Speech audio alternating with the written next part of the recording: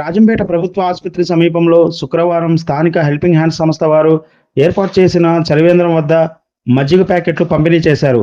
వీరు సాధారణంగా నిర్వహించే సంక్షేమ కార్యక్రమాల్లో భాగంగా శుక్రవారం ఆ మార్గంలో వెళ్లే వారందరికీ మజ్జిగ ప్యాకెట్లు అందజేశారు.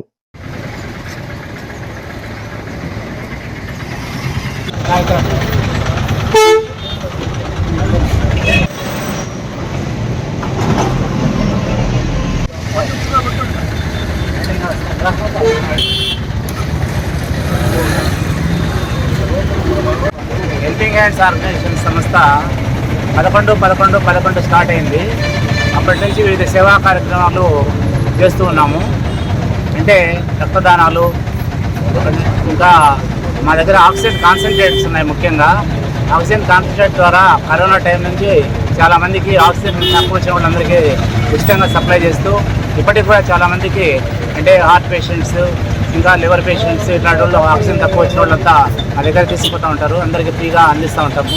ఎండల కాలం వస్తే సుమారు 4 సంవత్సరాల నుంచి మేము చలివేంద్రం ఏర్పాటు చేసినాము. చలివేంద్రం ఇక్కడే ఏర్పాటు చేసి అందరికీ సుమారు 90 రోజులు నీళ్లు అందిస్తూ ఉంటాము. నీళ్లు, మజ్జిగ ఇలాంటివి అందిస్తూ ఉంటాము. హెల్పింగ్ హ్యాండ్స్ ఆర్గనైజేషన్లో చాలామంది లైఫ్ మెంబర్స్ ఉన్నారు. నెల నెల కొంతమంది దాతలు అందించేవాళ్ళు. ఇక్కడ ఈ కార్యక్రమాన్ని కూడా దాతలుగా అందించవచ్చు.